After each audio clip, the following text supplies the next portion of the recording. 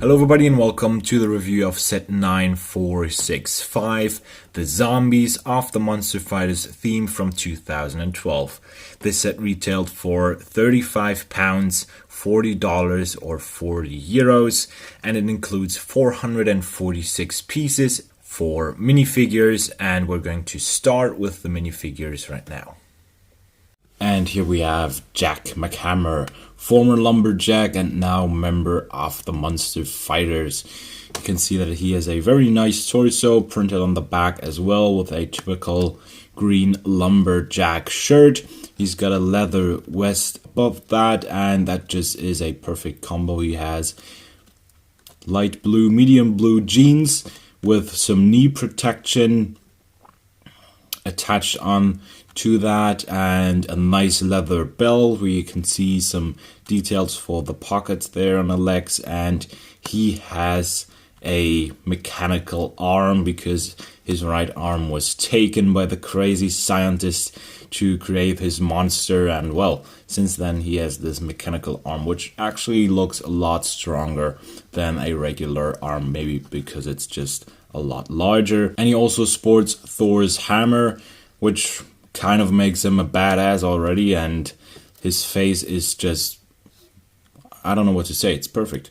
You know, we have the beard has like different colors in it, a lot of texture there, the eyes are perfect, bushy eyebrows, and then just a regular cap, and that's good to go. You know, obviously no print on the back of his head, but that's it. That is it for the only Monster Fighter in this set. Now let's get on to the zombies. First up we have Renfield, the zombie driver again, which already appeared in the Vampire Hearst set. So if you haven't watched that video, make sure to check it out. It's linked up here. And yeah, he still has the great torso with the ripped coat and on the back and on the front as well. I still like this torso with all the scratches and the damage in that material of the coat. That just looks pretty good. Still only has one driver's glove, the other one is missing, and he still has the same facial expression as in the Vampire Hearst set, so this figure is exactly the same. Now it's time to move on to the special zombies in this set. Moving on, we have, and here we have the Zombie Groom, and that is an excellent torso print in my opinion. It is also exclusive to this set. So we have the typical white shirt. One arm of that shirt is missing, as you can see. The shirt itself is very ripped. The buttons are open or missing. The collar looks scratched. The vest looks torn apart on the back there as well, as you can see. So that is all in a very, very bad condition, but that makes it very cool. And as you can see, he has a red bow tie, which is untied and a bit has some damage to it. And he has a different head from the zombie driver. It is very similar, but the facial expressions are a bit different to the one from the zombie driver. And this is one of the expensive minifigures in this set. This figure costs about $20 already, which is quite a lot considering that the legs are not exclusive. They are just regular dark bluish gray legs, and the hat as well. It's just a regular cylinder hat in black, a cylinder top hat. So nothing special about that. So only the face and the torso basically cost $20, which is quite a lot, but it's going to be topped by the next figure. Is the Zombie Bride, and unlike the Zombie Groom, everything about this minifigure is exclusive to this set, even the hairpiece, which only comes in, which is in dark tan, and that is exclusive to this set. The mold is not exclusive, but the color is, and the torso print is very nice again. All the scratches there and very nice clean prints, thin lines, and yeah, just a very awesome print. We have the typical slope here, which served for dresses a long time already, and that just looks great with that print there. And then we have the head, which also looks kind of spooky. I don't know why, but this figure has, unlike the other zombies, only one eye, which is sort of white, and the right eye is red, and I don't know what's that supposed to be. And she has an awful lot amount of lipstick on her lips. Let's hope that that is just lipstick. But let's have a... And she also has an alternative... And she also has a second face print. It looks like that. I have to say that this one looks a lot meaner than the one before. The first face looks a lot more zombie-ish, and this one just looks very mean. And yeah, and this figure, believe it or not, this figure alone is worth $50. At least $50 is the cheapest price I could find on the internet. And just a reminder, the set alone was at $40 back when it retailed, and now this figure alone is $50 of worth. So that is incredible, and that is going to explain a lot of the price increase, which we're going to talk about later. But now let's move on with the vehicle, which is Jack McHammer's vehicle, Jack McHammer's truck, with hammers on the side. And I have to say that is definitely the greatest vehicle of the entire Monster Fighters theme, at least from the Monster Fighters crew. And I have to say, this looks so ridiculous that it's already great. Again, we have incredibly large wheels here at the back, and we have flick fire missiles on the roof. We have those large hammers on the side with a great play feature, which I'm going to show you in a second. And then we have this great chassis, which can hold two minifigures side by side easily, which was introduced all the way back in 1998 with the Adventurous Egypt theme. And yeah, that is one of the best examples of old but gold. I really like that piece. That is one of the best ever produced, in my opinion. And I'm glad that they brought it back in the Hidden Side theme in 2019. I'm not sure if it has been in other sets yet, but still a very nice piece, and very good that we get that in this set. And then we also get a very nice piece here at the front, which is normally used for all sorts of steam locomotives, you know, to push any kind of tree branches, dead animals, whatever might be lying on the tracks out of the way so that it doesn't crash into the wheels. And it has the same purpose here. It is reinforced with some printless road signs, which were just clipped onto that. And that, of course, has the purpose of pushing the zombies out of the way. And yeah, the motor looks great. I mean, the roof could be a bit longer, I have to say that, because now if it would rain directly onto Jack McHammer and whoever is sitting next to him. So that could be improved. That is not looking too good, in my opinion. So they could have done a better job here. But apart from that, we also have some space on the back, so you could take some more Monster Fighters and just have them ride along here. So that would be no problem whatsoever. But now let's get to the play feature of this vehicle. The play feature of this car is very simple. When you push it, then those hammers rotate.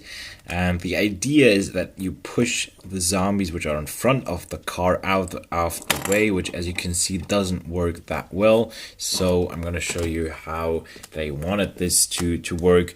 The zombies in front of the car gets pushed out of the way and directly into the hammer, which is a pretty nice idea, pretty creative in my opinion. But as you can see, in practice, it just doesn't work. It sadly doesn't work that well. So that would have been even greater. But that is the idea, and I think it's a pretty creative idea to do that like that. Just the look at a vehicle like this with swinging, rotating hammers is pretty funny already. So, I mean, not a perfect play feature because it doesn't work that well, but you can still use the hammers to kick the zombies out of the way. So that is pretty cool still. the zombie graveyard. It consists of a crypt and 2 tombs, 2 graves, and they are designed very well.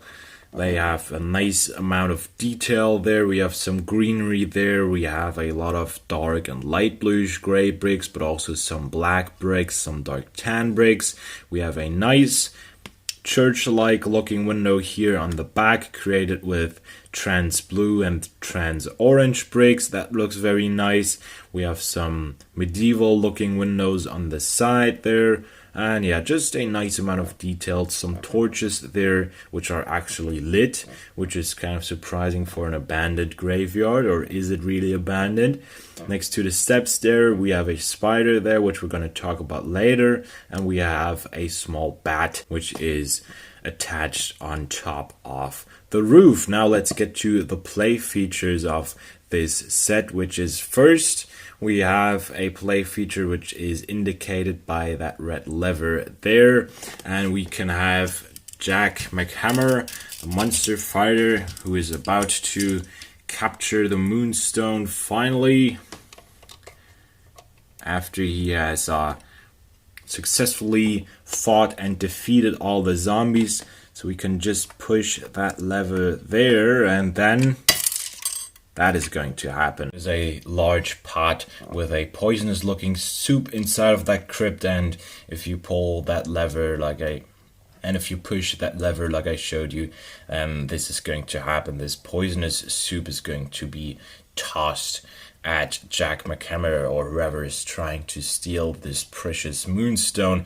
But before we're going to have a closer look at that Moonstone, I'm going to show you the second play feature of this graveyard. And this second play feature is as simple as it is great.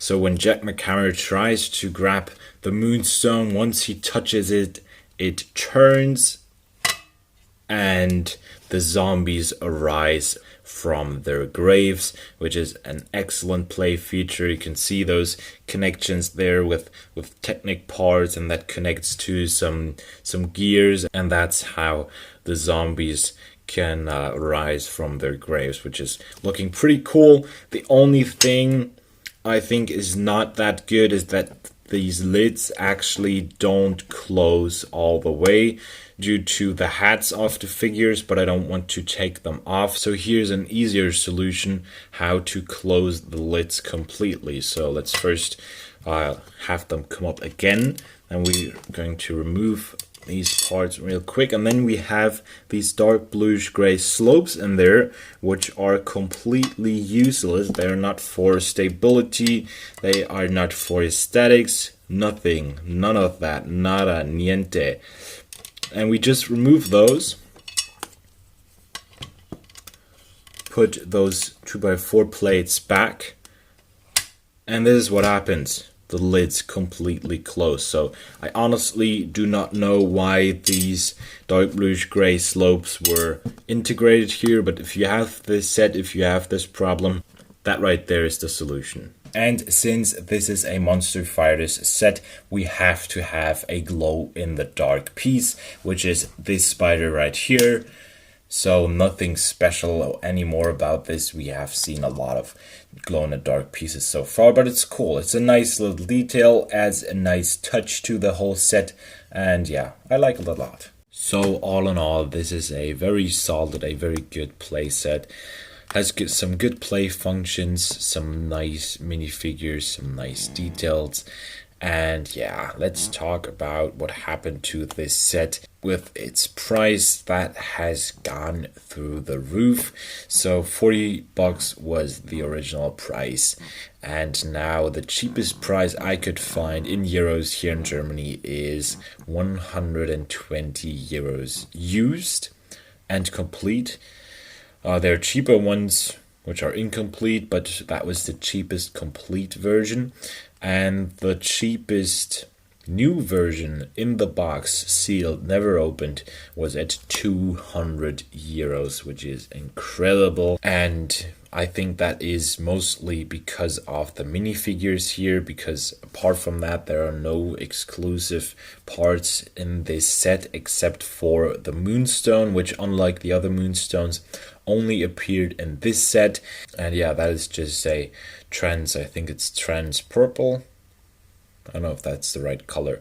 Moonstone with a zombie hand coming from the ground. That is really it. But that Moonstone alone is pretty expensive too. So that is the cheapest one, is for around $20 on Bricklink right now. So yeah, $20 for Moonstone, $20 for the Groom, $50 for the Zombie Bride. Then we're already at the incredible price of $90 just for those 2 minifigures and one piece. And then it's really not far from 120 euros for a complete used set. The only way I can explain this is that a lot of folks are into zombies, into Lego zombies, and that is sort of where the popularity of this set comes from. And this set was also somehow exclusive as far as I know, so not every store, not every shop had this set. It was obviously available at Lego, and I think in the US at Targets or something like that. So that already makes it kind of rare and harder to get back then, and that of course makes it more special when it comes to reselling. And yeah, I think it's a nice set overall. And I got very lucky that I got this set in this 38 euro bulk haul. So that was very a lot of luck in that, because this set was almost complete. Just the car had a few pieces missing. The rocket launchers were missing, the roof was missing off the car, but apart from that, the minifigures were included, even the Moonstone. So yeah, very lucky with that. And overall, a nice set. It's just not worth today's price, in my opinion. So that's where we are right now. Thank you very much for watching this review of the Monster Fighters Zombie Graveyard of 2012. I hope you've enjoyed this review, and let me know in the comments down below whether you actually have this set, this very controversial set, I might add, because a Polish priest, as far as I know, I read an article some time ago where a Polish priest condemned this set as the tool of the devil. That was back when it was released in 2012, and maybe that's also another fact why a lot of people want this set, or why they like it a lot, because it's probably gotten more popularity since that incident. And yeah, Lego is usually not going into those violent directions with zombies and stuff like that. And then that was maybe also the reason why Monster Fighters was discontinued so soon after just one wave, because that was maybe too violent for them, and they feared that this topic might get out of hand, so they rather ended it sooner than later. But that is it for this review, guys. Thank you very much for watching. I hope you've enjoyed this video. Let me know what you think about this set, if you have it, if you want to own it, and all of that in the comments down below, please. Till then, have a good day, have a great time, and I see you in the next video. Bye.